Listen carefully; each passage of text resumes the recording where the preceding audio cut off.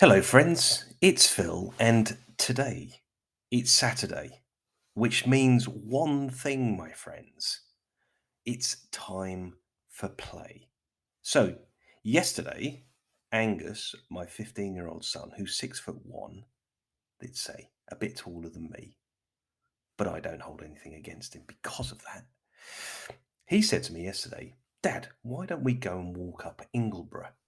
Now, the last time we walked up Ingleborough, which is a mountain slash hill on the northwest area, I think northwest Yorkshire Dales in the United Kingdom. And just for reference, for some of you, you'll go, Ingleborough's not a mountain, it's a hill. Ingleborough is only 723 metres high, but still, in England, we will call that a mountain, let's say. Anyway, so Angus said to me, "Dad, why don't we go and walk up Ingleborough?" Because the last time we walked up Ingleborough, we didn't have Oban, and Oban is our dog. We've got a working cock spaniel. But equally so, the last time Angus and I walked up Ingleborough, he was probably what? So he's 15 now. He was probably about 10 or 11ish, and he was a tiny little lad, not 6'1". He was a tiny little lad, and actually we were walking up let's say, the less easy side of Ingleborough, and there was a bit of a wind coming off the top of Ingleborough and pushing us down, let's say. And actually, because Angus was just a little lad, he was nearly, I say this in hindsight, he was nearly on several occasions blown off the side of the hill slash mountain. But look, if he'd been blown off, he wouldn't have gone very far because it's a gentle rise to the top of Ingleborough. But look, we're planning to do Ingleborough, right? It's Saturday today, and I thought I'd just give you a bit of an insight into the things that we're going to take, because let's say there's something really special in lists. I think lists they're fun to create. I think they're opinions, right, around a subject. I think they're inspirational. Lists are a lot more powerful than you realise. And actually, to be quite honest, whilst you do maybe write lists at home or write lists at work to do stuff, rarely do we write lists about adventures, about doing things, about getting out, kind of. Or maybe we just don't think about the lists in the same way as I think about the lists, which, to be quite honest, it wouldn't surprise me if you don't think like me. But today, we're going to be talking about the list that we're taking on our walk to Ingleborough. So the list goes like this. First thing is we're going to take some good walking boots.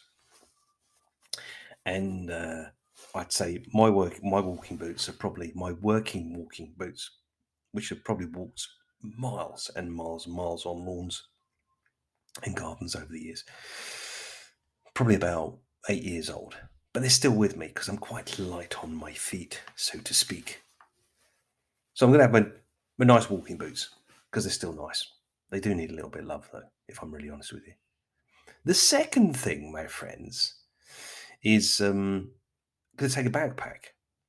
Just a small one, but one that's waterproof-ish, let's say. Because, let's say, it's Yorkshire and it's in winter.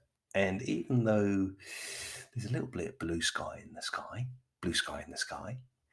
it could very easily rain, because that's just Yorkshire. And then, so what we're going to take along with that is we're going to take a dry bag to put inside the rucksack, because if it gets really, really wet, carrying a rucksack that's wet and carrying a rucksack that has stuff in it that's wet, if it happens, which could happen, because say the rucksack's a slightly old rucksack, and actually, is plastic ever waterproof forever? No. But dry bag is going to go inside. And what's going to go inside the dry bag, my friends?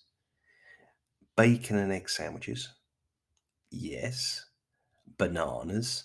And some water.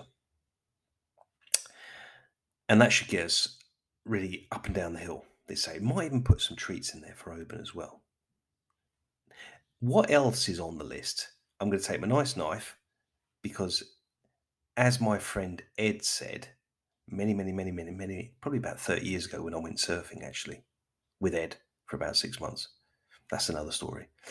But the Ed said to me, look after your nice things and your nice things will look after you. And he was talking about his nice knife.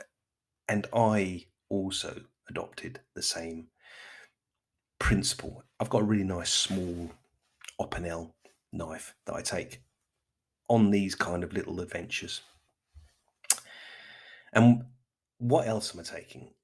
So whilst I'd love to not be taking it, but let's say we just do live in a modern world now, I'm going to take a mobile phone just in case for emergencies, and I'm going to take a mobile phone charger just in case for emergencies.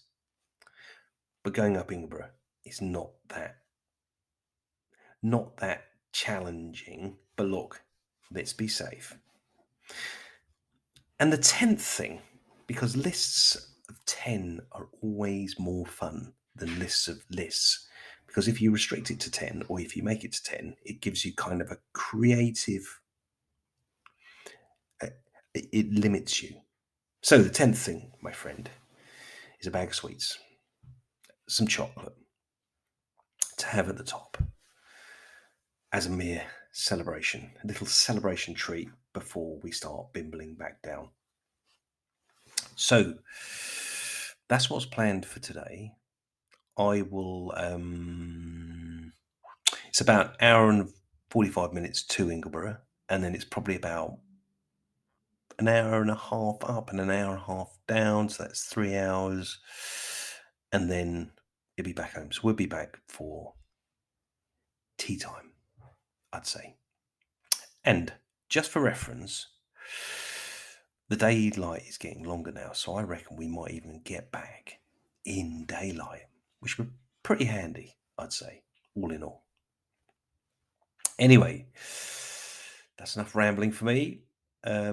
I'll catch you again soon. Take care. Ta-da. Bye. Oh, and by the way, if you're interested in what I'm doing, the business that I'm kind of building, which some of this podcast is about, pop over onto allgardening.co.uk and you'll learn a lot more about me and what I'm doing, what I'm building, let's say. Anyway, that was Oban, by the way. We'll catch you soon. Take care. Ta-da. Bye.